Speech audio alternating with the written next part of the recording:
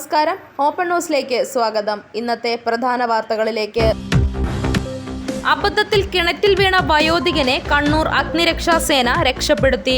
കണ്ണൂർ പാനീർച്ചാർ വായനശാലയ്ക്ക് സമീപമായിരുന്നു സംഭവം. കണ്ണൂർ വാണിയപ്പാറ പള്ളി സെമിത്തേരിയിലെ ദുരൂഹത നീങ്ങുന്നു. കല്ലറയിലുള്ളത് സ്വാഭാവിക രീതിയിൽ സംസ്കരിച്ച മൃതദേഹങ്ങൾ തന്നെയെന്ന് പോലീസ് അറിയിച്ചു. ഫിഷ് മീറ്റ് മത്സ്യമാംസ സൂപ്പർമാർക്കറ്റ് തൊണ്ടിയിൽ ഉദ്ഘാടനം ചെയ്ത് പ്രവർത്തനമാരംഭിച്ചു. അക്കരെ കൊട്ടിയൂരിൽ നിന്ന് ആനകളും വിശേഷ വാദ്യക്കാരും മടങ്ങി. സ്ത്രീകളുടെ ദർശന നാളുകളും കഴിഞ്ഞു. ഇരിട്ടിയിൽ കൊട്ടിയൂർ തീർത്ഥാടകർ സഞ്ചരിച്ച കാർ നിയന്ത്രണം വിട്ട് നിർത്തിയിട്ട ട്രാവലറിൽ ഇടിച്ച് അപകടം. ട്രാവലറിന്റെ മുൻഭാഗം തകർന്നു. മൂന്നാറിൽ 2 സ്കൂൾ വിദ്യാർത്ഥിനികൾ പീഡനത്തിനിരയായതായി പരാതി. സമൂഹ മാധ്യമം വഴി പരിചയപ്പെട്ട യുവാക്കളാണ് വിദ്യാർത്ഥിനികളെ ലോഡ്ജിലെത്തിച്ച് 2 ദിവസം പീഡിപ്പിച്ചത്. വിദ്യാർത്ഥിനികൾ സ്കൂളിൽ ഹാജരാകാതിരുന്നത് ശ്രദ്ധയിൽപ്പെട്ട അധ്യാപകർ ചോദ്യം ചെയ്തതോടെയാണ് പീഡന വിവരം പുറത്തറിയുന്നത്. കണ്ണൂർ പയ്യാമ്പലം ബീച്ചിൽ കുളിക്കാനിറങ്ങിയ ഒരാളെ കടലിൽ കാണാതായി. ഇന്ന് ഉച്ചയോടെയാണ് സംഭവം. കാണാതായ വ്യക്തിയെക്കുറിച്ചുള്ള കൂടുതൽ വിവരങ്ങളൊന്നും തന്നെ ഇതുവരെ ലഭ്യമായിട്ടില്ല. പേരാവൂരിൽ വാഹനാപകടം, 2 പേർക്ക് പരിക്ക്. പരിക്കേറ്റവരെ സ്വകാര്യ ആശുപത്രിയിൽ പ്രവേശിപ്പിച്ചു. കോഴിക്കോട് കൊയിലാണ്ടിയിൽ മധ്യവയസ്കയെ വെട്ടിക്കൊലപ്പെടുത്തിയ നിലയിൽ കണ്ടെത്തി. കൊയിൽക്കാവ് സ്വദേശി സുധയാണ് മരിച്ചത്. 56 വയസ്സായിരുന്നു. വീടിനോട് ചേർന്നുള്ള ഷെഡിൽ രക്തത്തിൽ കുളിച്ച നിലയിലായിരുന്നു മൃതദേഹം. ഇൻക്വസ്റ്റ് നടപടികൾക്കിടെ മൃതദേഹത്തിന് സമീപത്തു നിന്നും വാക്കത്തി കണ്ടെത്തി. ജീവന് ഭീഷണിയുണ്ടെന്ന് കുംഭമേള വൈറൽ താരം. സുരക്ഷ ഉറപ്പാക്കാൻ പോലീസിന് ഹൈക്കോടതി നിർദ്ദേശം. ഇടുക്കി ഉടുമ്പൻചോലയിൽ ഗൃഹനാഥനെ വെട്ടിപ്പരിക്കേൽപ്പിച്ച് റോഡിൽ ഉപേക്ഷിച്ചു. പരിക്കേറ്റ ഉടുമ്പൻചോല സ്വദേശി മണികണ്ഠൻ ഇടുക്കി മെഡിക്കൽ കോളേജ് ആശുപത്രിയിൽ ചികിത്സയിൽ തുടരുകയാണ്. പ്രതി കസ്റ്റഡിയിലാണെന്നാണ് സൂചന. SNDP യോഗം ജനറൽ സെക്രട്ടറി വെള്ളാപ്പള്ളി നടേശൻ മുഖ്യപ്രതിയായ മൈക്രോ ഫിനാൻസ് തട്ടിപ്പ് കേസിൽ നിർണായക വഴിത്തിരിവ്. വർഷങ്ങളായി നിലച്ചു കിടന്നിരുന്ന കേസിൽ അന്വേഷണ സംഘം സമർപ്പിച്ച റിപ്പോർട്ടിന് വിജിലൻസ് ഡയറക്ടർ അംഗീകാരം നൽകി. ശബരിമല സ്വർണ്ണക്കൊള്ളയിൽ പുതിയ കേസെടുക്കാൻ പ്രത്യേക അന്വേഷണ സംഘം. 2025 ദ്വാരപാലക പാളിമാറ്റത്തിൽ കേസെടുക്കാനാണ് നീക്കം.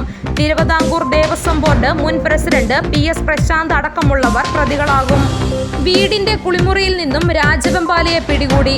വള്ളിത്തോട് ചരൽ മുടിയെരിഞ്ഞിയിലെ ബിജേഷ് ചാക്കോച്ചന്റെ വീടിന്റെ കുളിമുറിയിൽ നിന്നുമാണ് പാമ്പിനെ പിടികൂടിയത്. നീറ്റ് പുനഃപരീക്ഷയിൽ പങ്കെടുക്കാൻ 18-കാരനായ പീഡനക്കേസ് പ്രതിക്ക് താൽക്കാലിക ജാമ്യം അനുവദിച്ച് മുംബൈ പ്രത്യേക പോക്സോ കോടതി. പീഡനക്കേസ് പ്രതിയായ ഇയാൾക്ക് 4 ദിവസത്തേക്കാണ് കോടതി ജാമ്യം നൽകിയത്. PM ശ്രീക്കെതിരെ നിലപാട് കടുപ്പിച്ച് യൂത്ത് ലീഗ്. PM ശ്രീ പദ്ധതിക്കെതിരെ യൂത്ത് ലീഗ് പരിപാടിയിൽ പ്രമേയം അവതരിപ്പിച്ചു. യൂത്ത് ലീഗ് വള്ളിക്കുന്ന് നിയോജക മണ്ഡലം കമ്മിറ്റിയുടെ പരിപാടിയിലാണ് പ്രമേയം അവതരിപ്പിച്ചത്. സ്വർണ്ണക്കൊള്ള കേസിൽ ദേവസ്വം ബോർഡ് അംഗത്വത്തിന്റെ പങ്ക് അന്വേഷിക്കണം. SITക്ക് കത്ത് നൽകി K മുരളീധരൻ. ചൂടിന് പിന്നാലെ ശക്തമായ ഇടിമിന്നൽ. ജാർഖണ്ഡിലും ബീഹാറിലുമായി 18 മരണം റിപ്പോർട്ട് ചെയ്തു.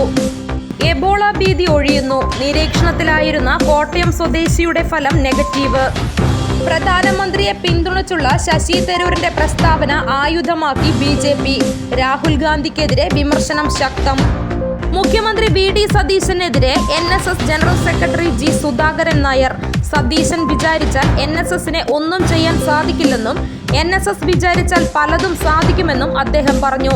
മുഖ്യമന്ത്രിയെ കാണാൻ അനുമതി തേടിയിട്ടും NSSന് നൽകിയില്ല. വട്ടിയറ ചെന്നല്ലോട്ടെ കമലാക്ഷി അമ്മ നിര്യാതയായി. 80 വയസ്സായിരുന്നു. പൈസക്കരി ചിറമ്മൽ പുത്തൻപറമ്പിൽ ജോസ്ന നിര്യാതയായി. 28 വയസ്സായിരുന്നു.